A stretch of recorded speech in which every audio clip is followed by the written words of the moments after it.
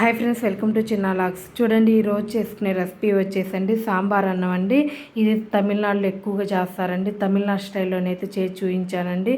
చాలా బాగుంటుంది. దీంట్లోకి పొటాటో ఫ్రై కానీ ఏదైనా సైడ్ డిష్గా చేసుకుని అప్పడం కానీ సూపర్ కాంబినేషన్ అండి. ప్రాసెస్లో 1 by 1 చూపిస్తా, చూసేయండి. చూడండి, సాంబార్ రైస్ చేయడానికి అయితే నేను 1 గ్లాస్ వరకు అయితే బియ్యం అయితే తీసుకుంటున్నానండి. అదే గ్లాస్తో మీరు ఏ కొలతనే తీసుకోండి, ఏ కప్ అని తీసుకోండి. అదే గ్లాస్తో అరకప్పు అయితే కందిపప్పు అయితే తీసుకోవాలండి. 1 గ్లాస్కి అరకప్పు, అర గ్లాసు ఆ విధంగా అయితే తీసుకోవాలి. చూడండి, కరెక్ట్గా అరకప్పు లేక అర గ్లాసు, మీరు ఎట్లా గ్లాస్తో తీసుకుంటే అర గ్లాసు, కప్పు తీసుకుంటే అరకప్పు, ఈ విధంగా తీసుకోవాలండి.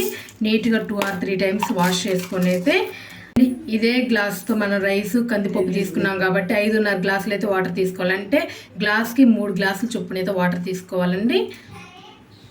చూడండి, 1 గ్లాసు, 2, 3, 4, చూడండి 5, చూడండి అర గ్లాసు. కుక్కర్లోనైతే చాలా ఫాస్ట్గా అయిపోతుందండి, అందుకని నేను కుక్కర్లోనైతే చేస్తున్నాను. చూడండి, 5.5 గ్లాసులు వాటర్ పోసిన తర్వాత ఒక 1/2 hour అన్న నానబెట్టుకోవాలండి రైస్ని, కందిపప్పుని. సాంబార్ రైస్ అనగానే అన్ని కూరగాయలు అయితే చేస్తామండి. మన ఇంట్లో ఏమేమి కూరగాయలు ఉన్నాయో అన్ని రకాల కూరగాయలు అయితే చేస్తాం. చాలా హెల్తీ అండి. చూడండి, క్యారెట్, బీన్స్, అరటికాయ, పచ్చి అరటికాయ అండి, బంగాళదుంపలు, చూడండి బంగాళదుంపలు, ఒక పెద్ద టమోటో అండి, వంకాయ, సాంబార్ ఉల్లిపాయలు, ఇవన్నీ తీసుకున్నది. మీ దగ్గర ఏ కూరగాయలు ఉన్నాయి అన్నీ తీసుకోండి. చూడండి, 1 ముల్లంగి, ఇవన్నీ నేను తీసుకుంది. అన్ని కూరగాయలలో ఒక్కోటే తీసుకోండి, ఎక్కువ తీసుకోవద్దు. ఎందుకంటే మన బియ్యం కందిపప్పు క్వాంటిటీని బట్టి అయితే తీసుకోవాలండి. వీటినన్నిటిని నీట్గా వాష్ చేసుకొని కొంచెం మీడియం సైజ్ ముక్కలుగానే కట్ చేసుకోవాలి. కొంచెం మీడియం సైజ్ ముక్కలుగా కట్ చేసుకోవాలి. దీంట్లో మనం మునక్కాయ మాత్రం వేయమండి, ఎందుకంటే అన్నీ వేసి కుక్కర్లో ఉడికిస్తాం కదండి. మునక్కాయ అనేది మామూలుగా చిదరం అయిపోయి పుల్లలు అనేది బయటపడి నోటికి అంత రుచిగా ఉండదండి. మునక్కాయ మాత్రం వేయము. ఆ రెసిపీ వేరుగా ఉంటుందండి, నేను తర్వాత వీడియోస్లలోనైతే చూపిస్తాను. సాంబార్ రైస్లలోనే వేరే రకంగా అయితే చేయొచ్చండి. ఆ విధంగా దాంట్లోనైతే మనం మునక్కాయ అనేది కంపల్సరీగా వేసుకుంటాము. నెక్స్ట్ వీడియోలోనైతే చూపిస్తానండి. చూడండి, ఈ విధంగా మీడియం సైజ్ ముక్కలుగా అయితే అన్నీ కట్ చేసుకోవాలి. అరటికాయ కట్ చేయగానే ఏమంటే వాటర్లో వేసుకోండి, లేకపోతే బ్లాక్గా అవుతుంది. కట్ చేయగానే వేసుకోవాలి. చూడండి, వంకాయ ముక్కల్ని, అరటికాయ ముక్కల్ని, బంగాళదుంప ముక్కల్ని అయితే కట్ చేయగానే వాటర్లో వేసుకోవాలండి, లేకపోతే కలర్ చేంజ్ అవుతాయి. చూడండి, అన్నీ ఈ విధంగా మీడియం సైజ్ ముక్కలుగానైతే కట్ చేశానండి. చిన్న ఉసిరికాయ అంత సైజ్ అయితే చింతపండుని అయితే ఈ విధంగా ముందుగానే నానబెట్టుకొని పెట్టుకోవాలి. చూడండి, కందిపప్పు బియ్యాన్ని అయితే ఒక 1/2 hour అయితే నానబెట్టుకున్నామండి. దీంట్లోకి 3 ఎల్లిపాయలు, కొంచెం పసుపు, 1 స్పూన్ ఆయిల్, కట్ చేసి పెట్టుకున్న ముక్కలు మొత్తాన్ని అయితే వేసుకోవాలండి. వంకాయ ముక్కలు, అరటికాయ ముక్కలు, చూడండి బంగాళదుంప ముక్కలు, ఈ వాటర్లోంచి తీసి అయితే వేస్తున్నాను. చూడండి, కలర్ చేంజ్ కాకుండా ఎట్లా కట్ చేసానో అదే విధంగా ఉంటాయండి. చూడండి, క్యారెట్ ముక్కలు, బీన్స్ ముక్కలు, ముల్లంగి ముక్కలు, టమోటో ముక్కలు, సాంబార్ ఉల్లిపాయ ముక్కలు అండి. అన్ని ముక్కలని అయితే దీంట్లో వేసేసుకోవాలి. అన్నీ వేసుకున్నాం కదండి, ఒక్కసారి కలుపుకోవాలి. చూడండి, 1 స్పూన్ అయితే ఇంగువ అండి, దీంట్లోనే వేసేసుకోండి, స్మెల్ చాలా బాగుంటుంది. చూడండి, అన్నీ ఇట్లా వేసేసుకున్న తర్వాత ఒక్కసారి మొత్తం కలుపుకోవాలి.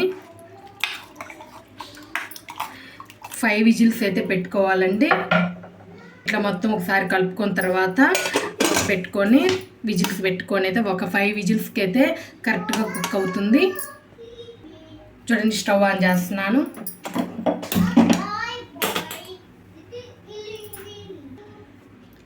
చూడండి ఉప్పు కూడా ఇప్పుడే వేసుకోవాలండి. ఉప్పు కూడా మొత్తం వేసుకున్న తర్వాత ఒకసారి కలుపుకోవాలి. ఎందుకంటే ముక్కలకి రైస్కి ఉప్పు బాగా పడుతుంది. టేస్ట్కి సరిపడా అయితే వేసుకోండి. ఒకసారి మొత్తాన్ని కలిపి ఒక 5 విజిల్స్కి అయితే కరెక్ట్గా కుక్ అవుతుందండి. చూడండి 5 విజిల్స్ పెట్టుకుందాము. చూడండి స్టవ్ ఆన్ చేస్తున్నాను. 5 విజిల్స్ రాగానే స్టవ్ అయితే ఆఫ్ చేసేసుకుందాము. 5 విజిల్స్ రాగానే స్టవ్ అయితే ఆఫ్ చేద్దామండి. చూడండి 5 విజిల్స్ అయితే వచ్చాయండి. స్టవ్ ఆఫ్ చేస్తున్నాను. ప్రెషర్ మొత్తం పోయిన తర్వాత చూపిస్తాను. చూడండి సాంబార్ రైస్ కోసం అయితే ప్రెషర్ మొత్తం పోయేటప్పటికల్లా ఒక తాలింపు అయితే వేసుకుందామండి. తాలింపు కోసం అయితే ఒక చిన్న కళాయిని అయితే పెట్టాను. స్టవ్ ఆన్ చేసుకుందాము. కళాయి హీట్ అవ్వాలి. చూడండి కళాయి అయితే హీట్ అయిందండి. 2 స్పూన్స్ ఆయిల్ బాగా హీట్ అవ్వాలి. చూడండి ఆయిల్ అయితే బాగా హీట్ అయిందండి. దీంట్లో కొంచెం ఆవాలు చిట్పట్లాడాలి. ఒక 10 గింజల వరకు మెంతులు గింజలండి. మెంతులు స్మెల్ ఫ్లేవర్ చాలా బాగుంటుంది. కొంచెం జీలకర్ర, మినపగుండ్లు ఇవన్నీ బాగా వేగాలి. చూడండి రెడ్ మిర్చి, ఉల్లిపాయ ముక్కలు, చిన్న ఉల్లిపాయలు 2 భాగాలుగా అయితే కట్ చేశానండి. కొంచెం కరివేపాకు, ఉల్లిపాయ ముక్కలు బాగా వేగాలి. చూడండి ప్రెషర్ మొత్తం పోయిందండి. తీసాను. చూడండి చాలా సాఫ్ట్గా అయితే కుక్ అయింది. ఒక్కసారి మొత్తం బాగా కలుపుకోవాలి.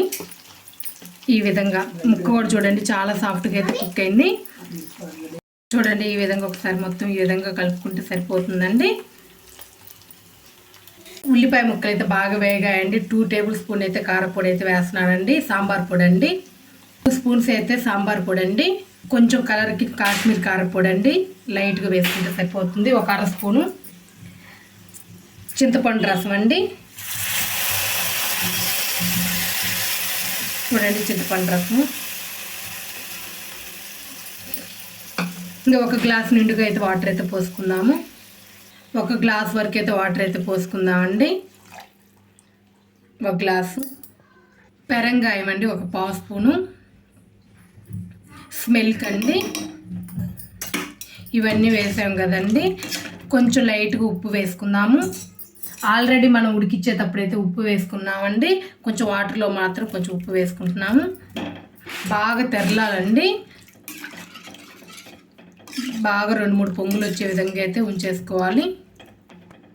చూడండి సాంబార్ రైస్ పులుపు కారం ఉప్పు బ్యాలెన్స్ కావడానికి కోసం అయితే కొంచెం 1/2 స్పూన్ వరకు అయితే బెల్లం అండి. కొంచెం వేసుకుంటే సరిపోతుంది. చూడండి బాగా తెరలాయి. బెల్లం వేసుకున్న తర్వాత ఇంకా ఆపేసుకోవడమేనండి. చూడండి స్టవ్ అయితే ఆపేసాను. ముందుగా ఉడికించి పెట్టుకున్న దీంట్లోకి అయితే సాంబార్ అన్నంలోకి అయితే వేసుకోవాలండి. కొంచెం కొత్తిమీర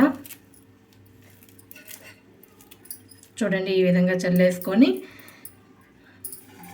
తాలింపుని అయితే పోసుకోవాలి. చూడండి తాలింపు మొత్తాన్ని అయితే పోసుకోవాలండి. చూడండి తాలింపు మొత్తాన్ని పోసుకున్నాం కదండి. అంత బాగా కలుపుకోవాలి.